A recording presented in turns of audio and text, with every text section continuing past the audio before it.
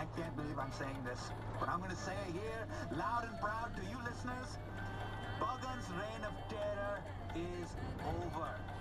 The fat lady has sung. It's sort of weird.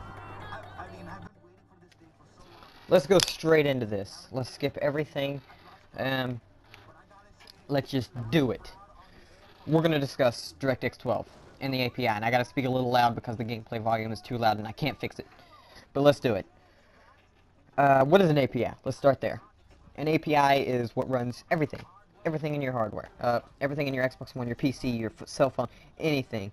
Xbox One, of course, has a CPU, GPU, specifications, anything. Anything you can think of as hardware. RAM.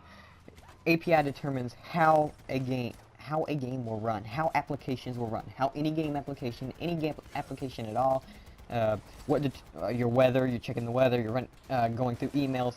It determines how your CPU, GPU will handle all this, how it will do the work and do it effectively enough to make it fast, productive, and no problems at all. And that's what we're all hoping for when we're, of course, wanting to use our computers or use our games, and we want it to run smooth and effectively as possible.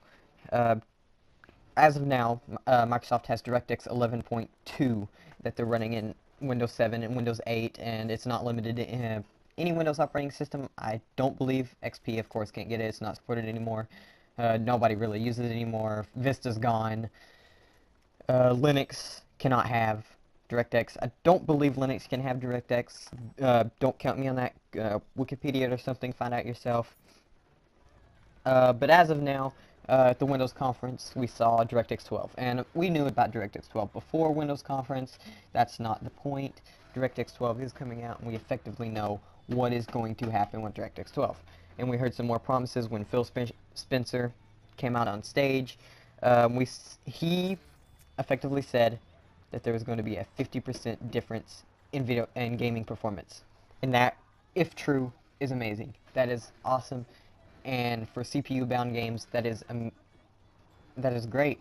What it does, what this API does, DirectX 12, is that most CPUs have a multi-core processor. It's a multi-core. It's a multi-core processor. The modern CPUs. If you go from Intel i5, i7, i3s are mainly multi-core. People use dual core still today. Many PCs have dual core. And Xbox One has 8 core. So does the PlayStation 4, but really this is not about the PlayStation 4. We can do a hardware comparison. The Xbox One has a GPU, really unknown specifications, 25 teraflops. That's really that's its graphical performance, of course. It's got 8 gigabytes DDR3 RAM. Its CPU is an 8-core, 1.75 gigahertz processor. That's what we know about the Xbox One. It's got that's the main specifications. You can go much deeper in the SKUs and stuff. There's a whole released thing on everything it does. Its API. It's using DirectX 11.2, is believed, but we know for a fact that DirectX 12 is coming to Xbox One. So what is going to be the performance difference?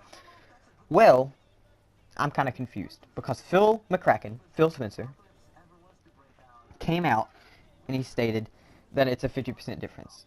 Is that effective for PC? Is that only for PC? Is that stated for the Xbox One? He is the leader of Xbox, as we all know. He's like the CEO.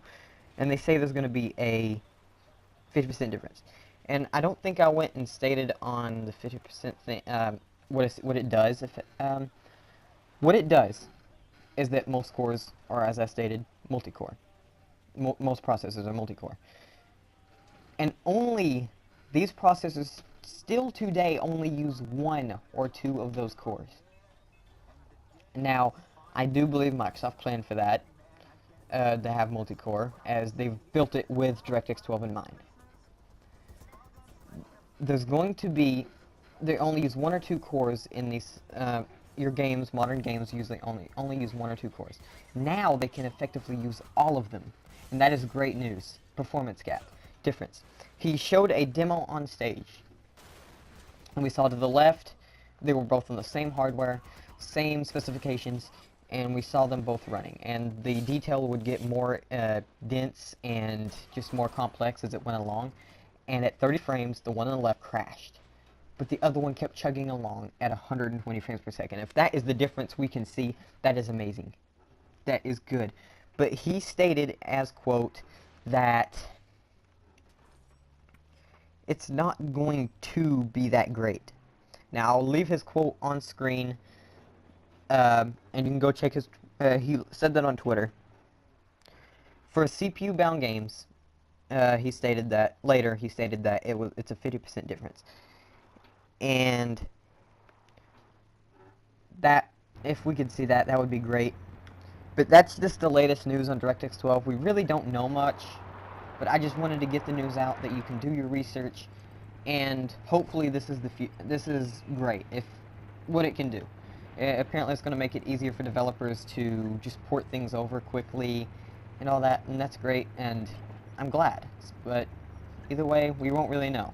But I'm going to have to close it here. Thank you for watching. Do your research, and hopefully this is what's coming. Bye.